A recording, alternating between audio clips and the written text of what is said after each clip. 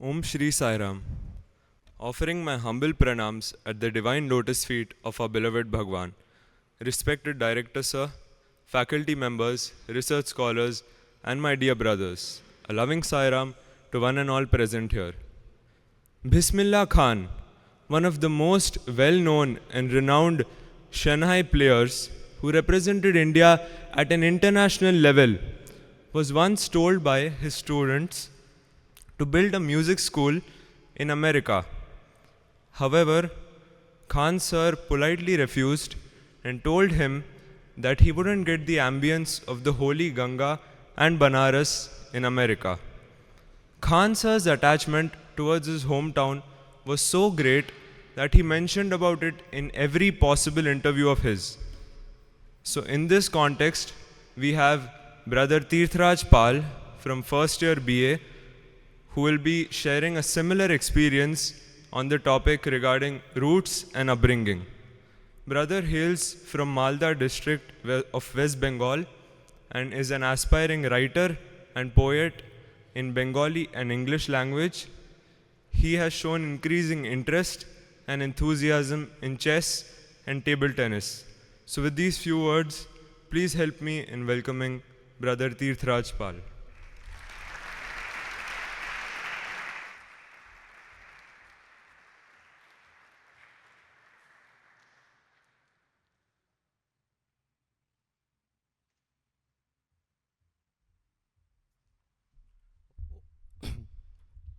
Om Shri Sai Ram, invoking Swami's divine presence among every one of us. আগুনের পরশমণি ছোঁয়া ও প্রাণে এই জীবন পূর্ণ করো, এই জীবন পূর্ণ করো, এই জীবন পূর্ণ করো. This is a line from a song written by Rabindranath Tagore, and the literal translation is, "Oh God, please touch the flame of fire to our soul and bless it." Recently, I read a poem called Virtue by George Herbert, where he mentioned that a rose, which is so brilliant and remarkable with its color, also got its grave where its root lies. Flamingos and other migratory birds never seem to forget about their homeland when they travel continents across, and always manage to return after their respective seasons. Culture, which is something which holds a unique knowledge about our planet. A person, whoever or when or at which place he is born, always belongs to a specific culture and inherits it. The Tofa community in the northern Siberia, at present, there are not more than 25 native speakers. And this is concerning.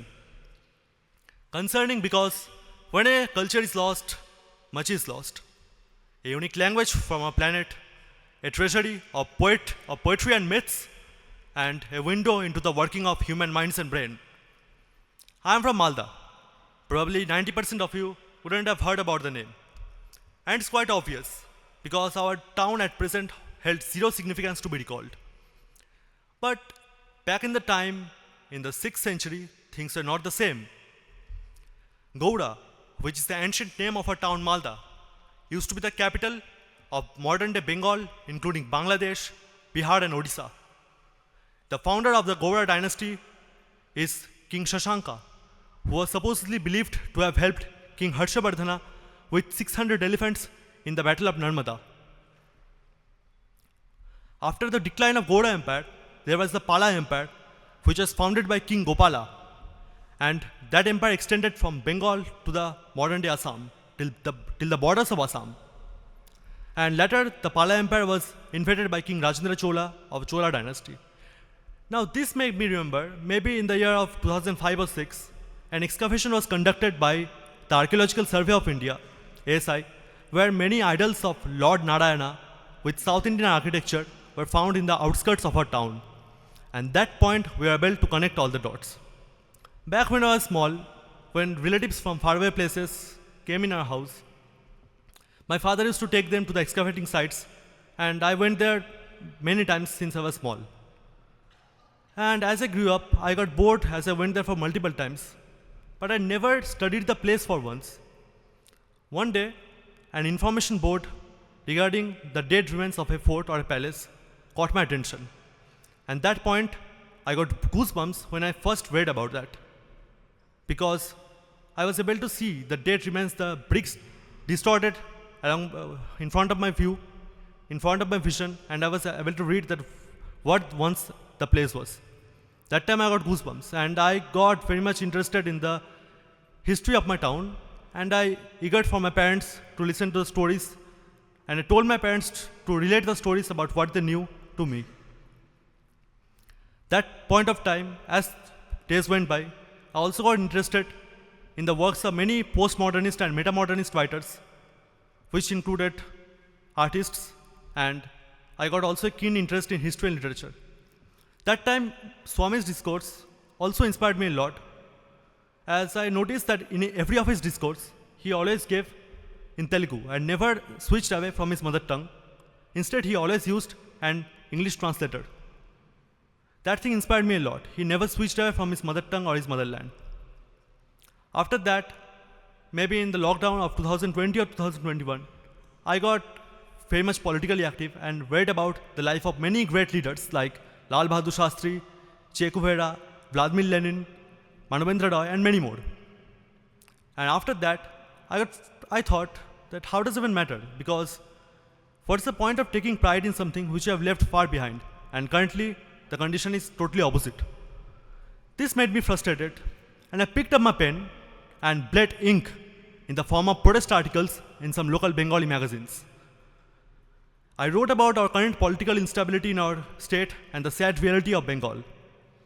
But as I think of now, how does it even matter? Because my voice didn't reach the masses. And at least maybe I was happy because I tried to be vocal. And I think that right now I'm kind of doing the same thing only. I'm trying to represent the unheard stories of my town and such a place where brothers from all over the country are staying unitedly. So with that, I would like to conclude that our past shapes our present at where we are standing, and our present, in this fist we are holding high, we can shape our future accordingly. Only if we are under the divine serenity of Bhagwan Baba. Jai Sai Ram.